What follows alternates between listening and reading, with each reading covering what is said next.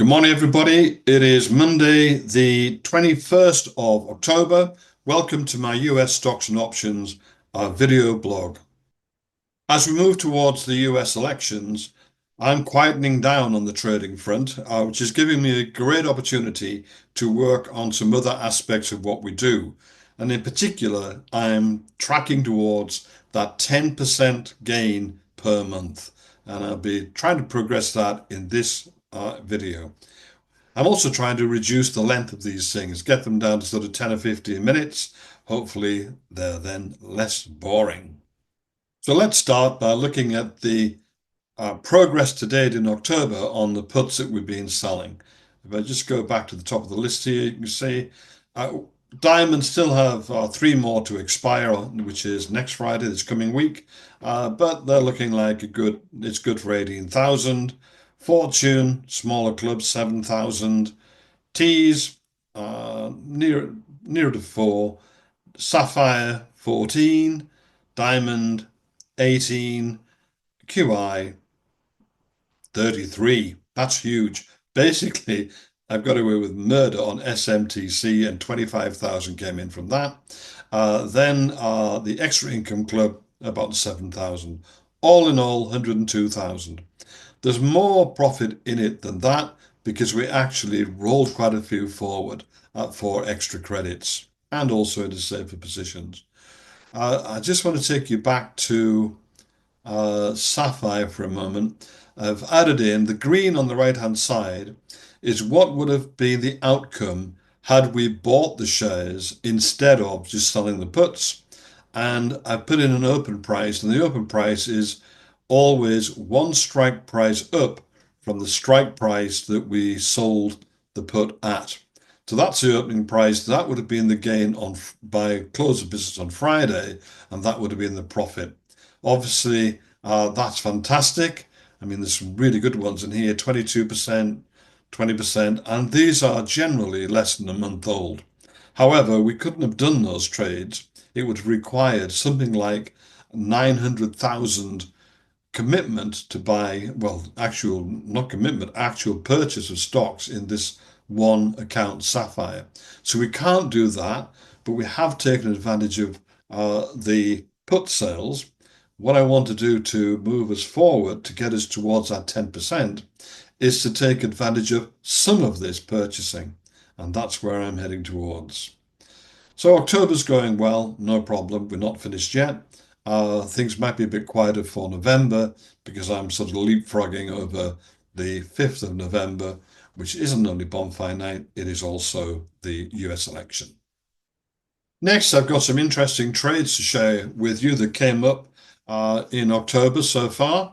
First is ACLS, and we sold a $95 strike price put on this. And I can tell you that on Friday night, I didn't go to the pub. I was actually watching this stock because I saw it was trading at $95.36, and I was highly suspicious that at the last minute the brokers would pull the price down below 95 and therefore be putting to us a huge amount of stock that I didn't particularly want.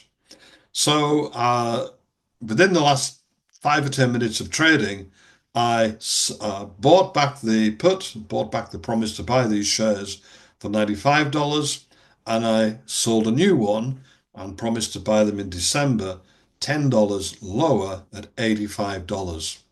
And if you look at the figures there, I paid $1.05 to buy back the promise that I'd made, and I got $3.93 for the new one.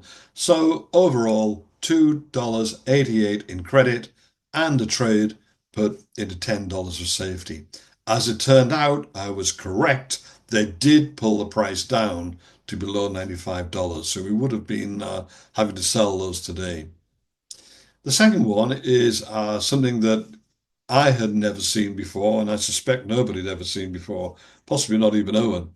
But we have sold an October put in LW, and the strike price was $57.50.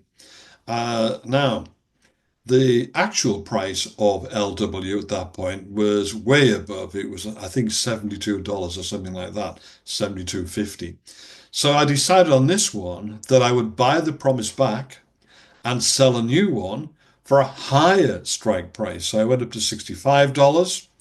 Cost me 1 cent to buy the old one back, and I got 92 cents for the new promise. So we've rolled something forward and up. And what will be interesting is if that price, the actual share price, drifts back down and gets anywhere near $65, I will be buying that promise back and selling a new one at a lower price. That will give me three bites at the option income on this trade. And I can actually envisage it even getting to four. Finally, I've never really been a fan of lid trades. I think everyone is aware of that. I sort of put them in under sufferance, really. But this one I don't mind. We have, or rather had, an October put sold for Disney with a $90 strike price. And I was able to buy a lid, so buy the right to sell these shares if they were put to us at $91. And I got that for 5 cents. So the worst case scenario, if the stock had fallen to even $89, $89.99, it would have been put to us, but we would have had the right to sell it immediately for $91, thus improving the profit and saving the day. So that's the sort of thing that we're doing now. That's how we're maximizing where we've got to with the 5 or 6% per month. That's our starting point for getting up to 10%. Okay, so the next stage in this development is to start looking at buying some stock. And what I can say is, just looking at this Sapphire here with one stock that didn't go as planned, which was MODG, which is the golf equipment company. And apart from that, we are getting stock picking largely right. This was reflected throughout all of the accounts. And for a long time now, I have seen that value line analysts seem to be good at forecasting the direction of price movements. They're not so good at forecasting the extent of those movements. And guess what? No one is. It is absolutely difficult. There are too many factors. And I've now looked at the work of some 8,000 analysts. And I can say that that is perfectly true. They are not very good at forecasting how high or how low a stock will move, but they are good at getting the direction of travel right. So the longer term forecasts are not accurate, and the longer the term of each forecast, the less accurate it is. So I think we should be majoring on profiting from what the analysts are good at. Now, with Value Line, we've got one very good analyst looking at each stock. However, we can actually access the work of 8,000 professional analysts working for 150 brokers. So we can get a huge range of opinion and consensus on the stocks that are moving in the right direction. So I'm going to try and fine tune the stock picking further by taking advantage of that. And by looking at that work and looking beyond what we've done in the past, I'm also finding that we've got many other new tools at our disposal and that they are absolutely cheap to buy, no problem. We can so we'll be introducing new tools as we go along. Okay, I need to talk about the Young Stars Club.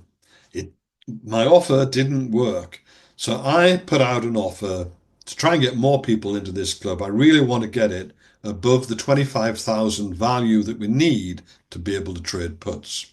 So I called for additional young people to become members, and I also gave the opportunity for the sponsors of those young people to put in up to $2,000 each.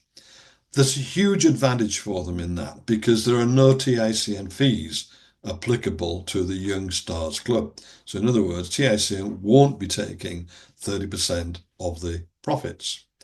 But too few young people stepped forward or were put forward, and then no adults came forward. So I'm now closing that off. It's closed. That's the end of that. And my next thought on it is to merge the club, to merge Young Stars with Fortune.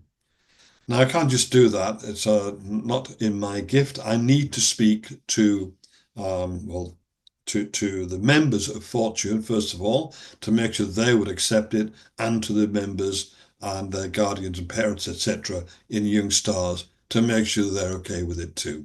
So that's where I'm headed next. If I do it, the young people will retain the benefit of not paying the fees on the gains that they make in Fortune. So let's see how that progresses. The Facebook group is going well. I think I'm up to about 88 members, and hopefully I'm putting some entertaining and interesting posts in there. So if you haven't joined already, search for it on Facebook, The Extraordinary Stock Trading System, and you want to be looking for the group rather than just the page. If you're watching this and you're not currently a member of one of our investment clubs, and you're liking what you're seeing, we are you're generally doing very, very well at the moment, then you can find out more at myinvestmentclub.co.uk.